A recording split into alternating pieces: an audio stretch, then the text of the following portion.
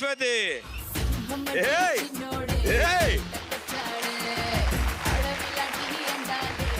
డైలాగులు అనుకున్నారు కదా, మా వాడు పాట పాడితే అద్భుతాలు కుదురుతాయి. అరే నాన్న, మొత్తం ఆనందాలు సుఖాలే చూసారు వీళ్ళు. నువ్వు పాట పాడరా. అచ్చనూరు మలయుండ కైలాసం, అమ్మక్యూరు మలయున్న ఏడుమల, చేటునూరు మలయుండ పొడని మల, ఎందయ్యప్ప నుండురు మల శబరిమల. శరణం శరణం శరణమప్ప స్వామియే శరణం శరణమప్ప, శరణం శరణం శరణమప్ప స్వామియే శరణం శరణమప్ప. స్వామియే సూపర్. అండ్ దీంతో పాటు తిను శ్లోకాలు కూడా చాలా బాగా చెప్పగలడు. సో నోరు తిరుగుతుంది కొంచెం, బట్ కొంచెం కొంచెం అర్థం అవుతుంది మనకి. ఓకే, పద్యం. పద్యానికి ఫిక్స్ అయ్యావా? నువ్వు ఏదో ఫిక్స్ అయ్యి ఉంటావు కదా, అదే చెయ్యి. వీడు పొరులవాడు వాడు నా వాడని, అల్ప బుద్ధి తలచు ఆత్మయందు, సాన బుంగనమలకు జగమే కుటుంబము, లలిత సుకుణ జాల తెలుగు బాల.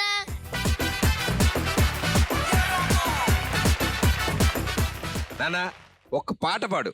తిన్మస ఇయు ఆ ఆ పూలమియు ఆ ఆ మోనయాగసి ఆ ఆ వేసే.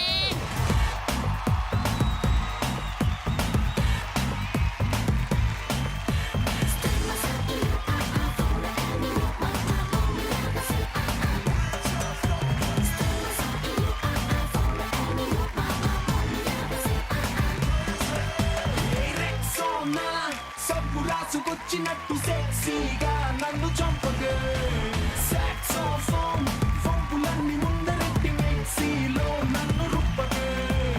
ఈ బాడీ సోంపాపిడి చీమల్లెన్నే నీవంటే, హే లేడీ హీరో వేరీ నాపైకి దాడి చేస్తుందే.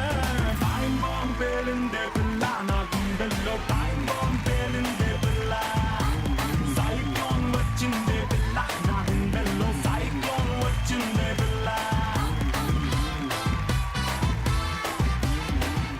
సూపర్ మేస్టారు.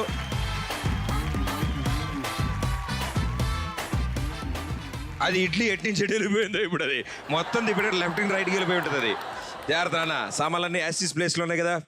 ఓకే, సో దీనిలాగే వాళ్ళకి సపోర్ట్ చేయడానికి ఎంతోమంది ముందుకు వచ్చారు. అండ్ మీ అందరికి కూడా థ్యాంక్స్ తెలియజేస్తూ, అండ్ నీకు కూడా చాలా చాలా థ్యాంక్స్. సూపర్లీ టాలెంటెడ్ అండ్ బాగా చదువుకో, అండ్ ఇలాగే నీ టాలెంట్ కూడా ఇంప్రూవ్ చేసుకుంటూ వెళ్ళు. రైట్, సో మా సత్య కోసం ఒక్కసారి గట్టిగా చెప్పండి. Come on. మిగిలిన ఇద్దరి కొడుకుల్లో ఒక కొడుకు పరిస్థితి ఇలా ఉండడం, ఇల్లు వదిలి వెళ్ళిపోవడం, ఇంకో కొడుకు పెళ్లి చేసుకున్న తర్వాత అత్తగారింటికి వెళ్ళిపోయారని చెప్పారు మీరు. సో అప్పటి వరకు మీతోనే ఉన్నారు పెళ్లి వరకు. ఏ పరిస్థితిలో వెళ్ళిపోయాడు ఆయన? అత్తగారింటికి వెళ్ళిపోయింది, ఇంకా మళ్ళీ రాలేదండి మా దగ్గరికి. అక్కడే ఉంటుండు, ఏదన్నా మాకు వచ్చినా కూడా పట్టించుకోవట్లేదు సార్. అత్తగారి మాటతోటి అలాగే ఉంటుండు, రమ్మన్నా రావటం లేదు.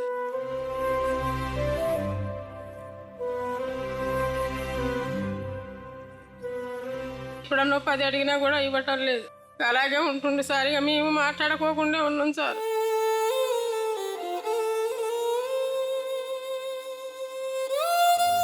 ఎన్నాళ్ళు అవుతుందమ్మా? అవుతుంది సార్, 7 సంవత్సరాలు అవుతుంది.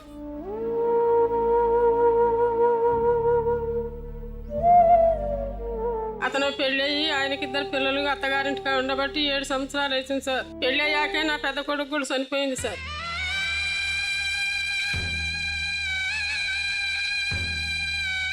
మీరు ప్రయత్నించారా మాట్లాడడానికి? కానీ ప్రయత్నించాను సార్.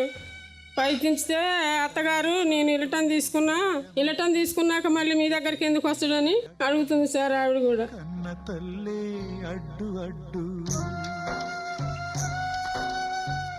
ఇంకేం చేసాను సార్, ఇక పిల్లలకి ఆధారం ఏమీ లేదు సార్, ఇక నాకు తప్ప.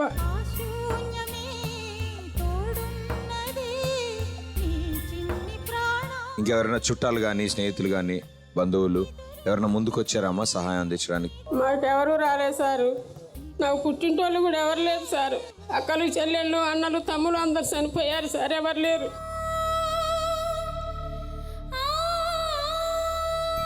మాకంటూ ఎవరు లేరు సార్, మేమే ఉన్నాం. ఇక 2 బిడ్డలు ఉన్నారు సార్. పిల్లలు కూడా మా నేద పెట్టుకుంటున్నాను. మా అమ్మకి ఏదన్నా ఇది ఎట్టని సార్.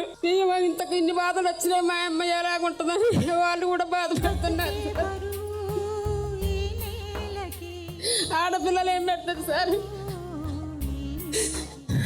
మా పరిస్థితులు అందుకంటే సార్ ఒక్కో రోజు అన్నం తినకోకుండా ఏడుచుకుంటే పడుకుంటాను సార్. ఎప్పుడు పడితే అప్పుడు నిద్ర పట్టదు సార్ అసలు నాకు.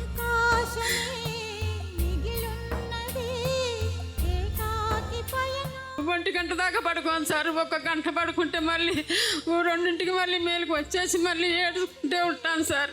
నేను ఏం చేయాలి, ఎలాగ ఈ పిల్లల్ని బతికించాలి, ఈ పిల్లల్ని ఎట్ట చదివేయాలి, పిల్లలు ఏమైపోతారు, ఇదే సార్. ఇక పొద్దున్న లేచిన కాంచి నాకు అదే దిగులైపోయింది.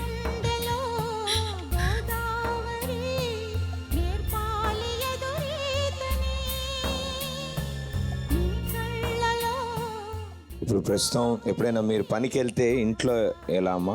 ఏం లేదు సార్. ఇక రాత్రి వండిన సద్దన్నం కొద్దిగుంటే ఇక ఆయన ఉన్నాడు కదా సార్, ఇక చీకటితోటే వెళ్ళిపోతా సార్. నేను వెళ్ళిపోయి వచ్చాక మళ్ళీ వండుకొని వాళ్ళకి పెట్టుకోవాలి సార్. ఎవరికి చెప్పుకోను నాకు తప్ప కన్నులకి కలలు ఎవరెవరి దగ్గర ఉంచాలి సార్? ఎవరి దగ్గర ఉంచడానికి కూడా ఏది లేదు సార్. ఎవరున్నారని ఉంచను. ఆ చిన్న పిల్లలు అయ్యారు సార్. పెద్ద పిల్లలు అయినా కూడా వాళ్ళకి తెలివితేటలు వచ్చి ఉంటాని బాగుంది సార్. కొద్దిగా పిల్లలు చిన్న వాళ్ళు అయిపోయారు.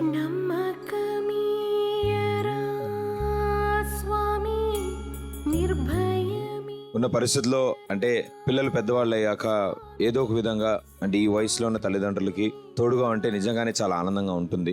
వాళ్ళు ఉన్నారన్న ధైర్యం ఉంటుంది. కానీ దురదృష్టవశాత్తు 2 కొడుకులు మరణించడం, ఇంకో 2 కొడుకులు ఇల్లు వదిలి బయటకు వెళ్ళడం, మిగిలిన కూతుర్లు 2కి పెళ్లిళ్ళు చేయడం. సో మీకంటూ మిగిలింది ఈ ఇద్దరు మనవళ్ళే. మళ్ళీ పిల్లల్లాగే పెంచాల్సిన పరిస్థితి.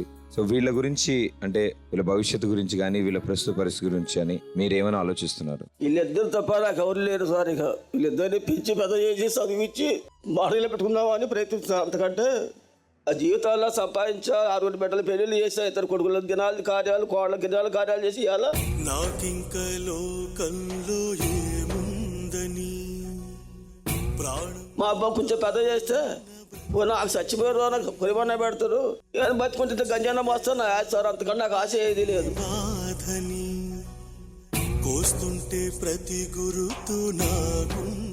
చదువుతున్నారు, ప్రస్తుతం చదువుతున్నారా అండి?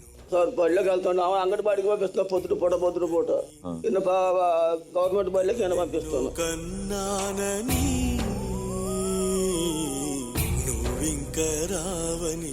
ఇప్పుడు ఆ 2 చిన్న పిల్లలతో ఆ పెద్దవాళ్ళు 2 బ్రతుకుతున్నారు. అండ్ ఆ పిల్లల భవిష్యత్తు గురించి ఆలోచించి ఎవరైనా పెద్దలు ముందుకు వద్దాం అనుకుంటే తప్పకుండా హెల్ప్ లైన్ నెంబర్స్ మా టీవీ స్క్రీన్స్ ముందు ఉన్నాయి. అండ్ ఆ హెల్ప్ లైన్ నెంబర్స్కి కాల్ చేసి తప్పకుండా మీ వంతు సపోర్ట్ అందజేయచ్చు. ఆ పిల్లలకి ఎడ్యుకేషన్ కానీ, వాళ్ళకి బట్టల విధంగా బుక్స్, అన్నానికి భోజనం, దేనికో దానికి మీ వంతు సపోర్ట్ హెల్ప్ లైన్ నెంబర్స్ ద్వారా మీరు అందజేయచ్చు. చేస్తారని ఆశిస్తూ థ్యాంక్ యూ సో మచ్. ఇప్పుడు ఆయనకు హాస్పిటల్లో అట్లా కోమాలోకి వెళ్ళేసరికి మాకు పరిస్థితి ఏం బాగాలేదు సార్.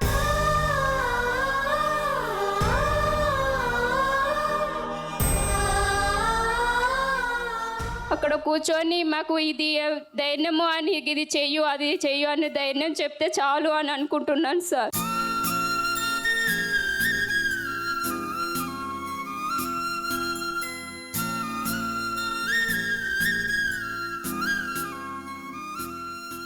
నాన్నకు ఒంట్లో బాగాలేదన్న విషయం నీకు తెలుసు.